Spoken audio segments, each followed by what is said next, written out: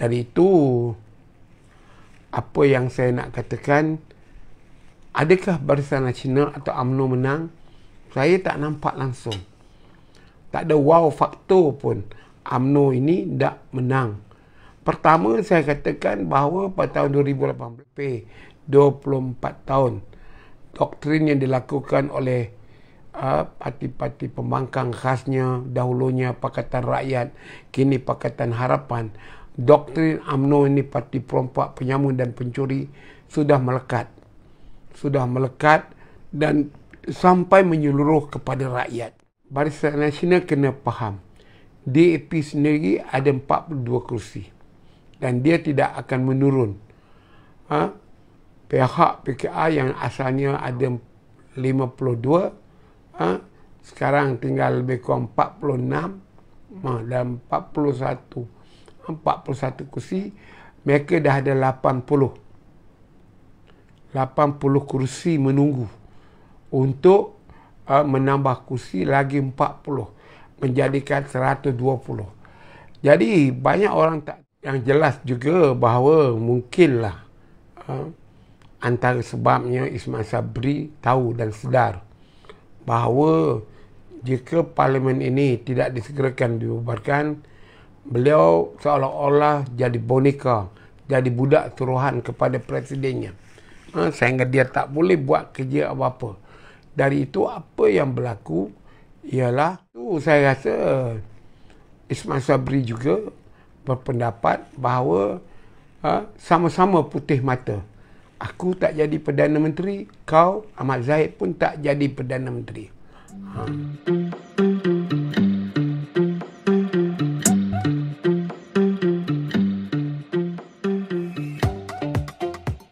Saya nak suka maklumkan, inilah dia yang dilakukan oleh Datuk Seri Ismail Sabri. Beliau bukan tak menyokong Dr. Ahmad Zahid Hamidi untuk membolehkan bertanding, tapi tekanan yang diberikan oleh Majlis Tertinggi dan keadaan sekarang, saya rasa beliau mengikut saja dan tengok di mana Barisan Nasional atau UMNO boleh menang.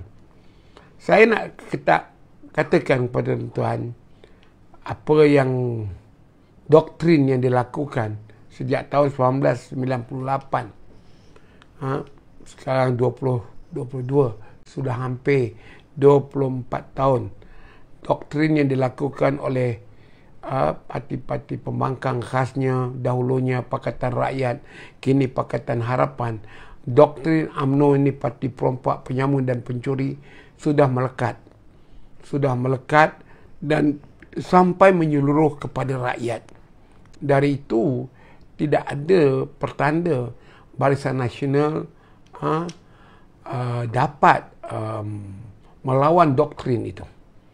Doktrin yang dilakukan oleh UMNO hanya membangkitkan perkara moral kepada Anwar Ibrahim, kemudian perkara DAP Parti Cina, dan ini Parti Komunis, kalau memerintah Islam akan terhapus, Raja Melayu akan dibuang dan sebagainya. Dari itu, tuan-tuan perempuan, doktrin ini nampaknya tak kesampaian. Tak kesampaian kepada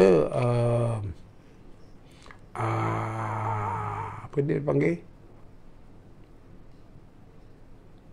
Ya, tuan-tuan, tak kesampaian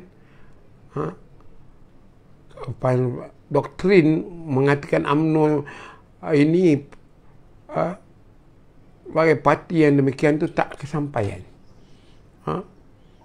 Mengatakan DAP Parti Cina, mengatakan DAP Parti Komunis, ya. Sebelum itu banyak orang kata saya ini kena singkir jadi oleh UMNO. Dari itu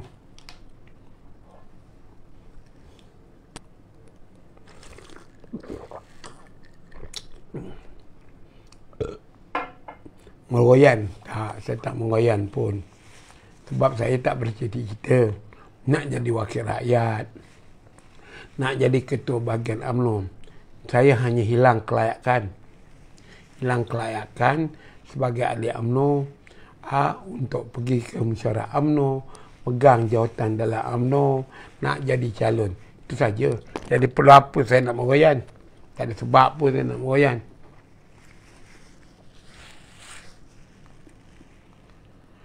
Dari itu, yang jelas juga bahawa mungkinlah antara sebabnya Ismail Sabri tahu dan sedar bahawa jika parlimen ini tidak disegerakan dibubarkan, beliau seolah-olah jadi boneka, jadi budak suruhan kepada presidennya, sehingga dia tak boleh buat kerja apa-apa.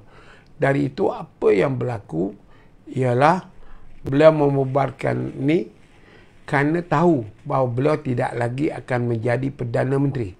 Sudah pasti kalau Barisan Nasional dan UMNO menang,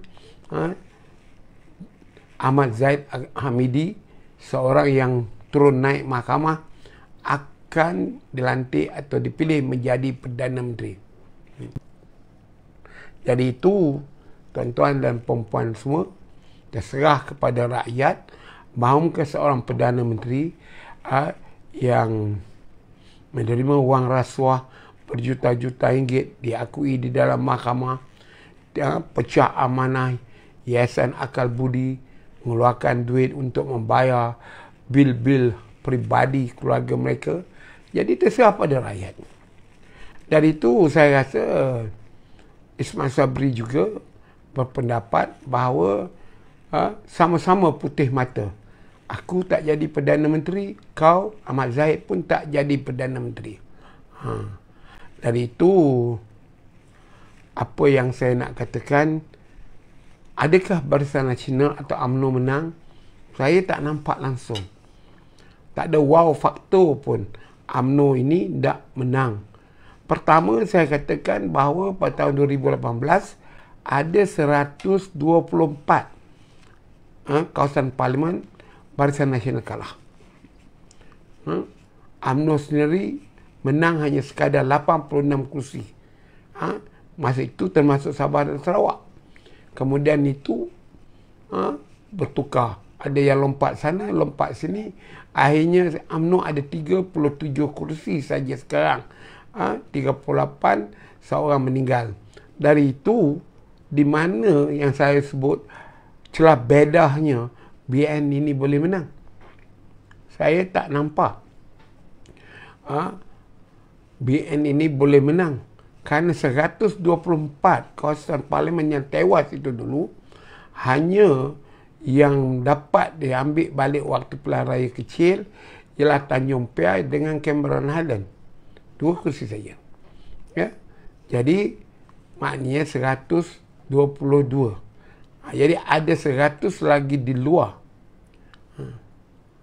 Jadi tuan-tuan dan perempuan, Barisan Nasional kena faham, DAP sendiri ada 42 kursi dan dia tidak akan menurun.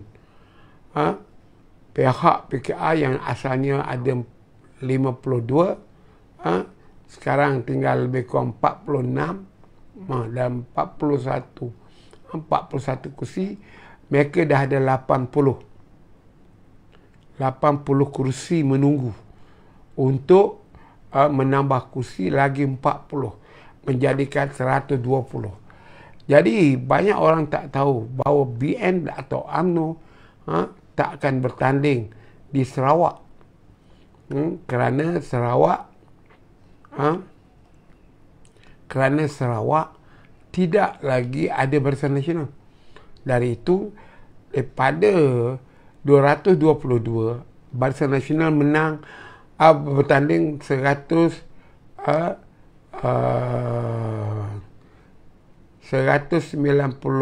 saja. Ada 31 lagi kursi di Sarawak itu, kita tak tahu GPS Gabungan Politik Sarawak boleh menang berapa. Yang jelas kemungkinan akan ada 5-6 kursi yang akan dapat dikuasai oleh pembangkang, sama ada DP dan PKR. Okey, kita bincang satu persatu. Jadi 191 ni pula termasuk Sabah ni, Sarawak, Sabah, Barisan Nasional akan bertanding. UMNO akan bertanding dalam 80 ke 90 kursi. Berdasarkan di situ dia mempunyai pengaruh, termasuk di Sabah Sarawak lah. Kalau kita tengok data yang ada, tak kurang 80 kursi kawasan Melayu ini, 80 kursi ini di bawah penguasaan pengundi Melayu majoriti. Dari itu, pada saya, apa yang saya nak katakan ialah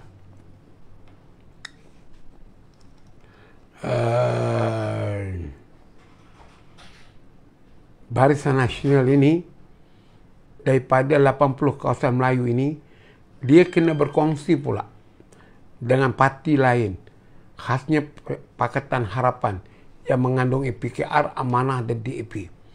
Berapa calon Melayu akan bertanding di kawasan-kawasan Melayu yang pada UMNO dianggapnya kawasan majoriti Melayu. Amanah yang punya 11 sekarang akan kekal bertanding di kawasan-kawasan UMNO. Tolak presidennya di Kota Raja. Ya. Yang lainnya seperti di Pulai, di Parit Bunta, di Tampin, di Ulu Langat. Saya tak nampak Barisan UMNO, Barisan Nasional dan UMNO dapat merampas kawasan itu. Ya. Jadi kerana kawasan-kawasan itu dahulunya dimenangi dengan sokongan pengundi-pengundi bukan Melayu. Dari itu kalau UMNO bertanding, dia akan mendapat sokongan daripada ahli partinya yang ciput ini. Dari itu saya punya pendapat bahawa susah untuk PN tak menang. Okay.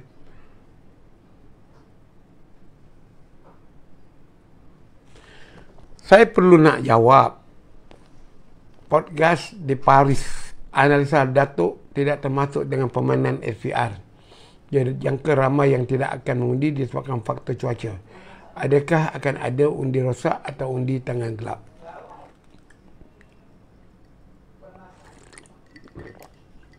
Saya nak terangkan, ini pilihan raya memilih satu kerajaan. Bagi rakyat yang benci, yang marah dengan UMNO ni, berdayung pun dia datang pergi mengundi. Jangan berdayung bersampan. Berenang pun dia akan pergi ke pusat undi untuk memberikan undinya kepada mana-mana parti pembangkang yang melawan UMNO. Jadi tak timbul kepada isu yang dibangkit oleh saudara podcast di Paris ini yang orang tak nak keluar mengundi. Kerana dari segi psikologi politik, doktrin yang dibangkitkan sekarang, UMNO parti perompak, penyamun dan pencuri ini dah melekat di kalangan pengundi. Dan inilah mereka akan keluar beramai-ramai. Dan kita dipahamkan memang ada masalah sedikit dari segi petugas pilihan raya. Mana dipahamkan bahawa petugas pilihan raya ini khasnya dari polis tidak mencukupi kerana saluran bertambah kerana datangnya pengundi UMNO ni. Jadi pengundi muda ya, maksud saya ya.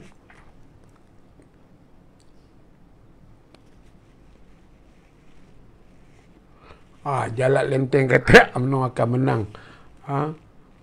Kelompok yang bertanjak, okeylah, itu urusan dia orang. Ahmad Azran, kamu jangan bazirkan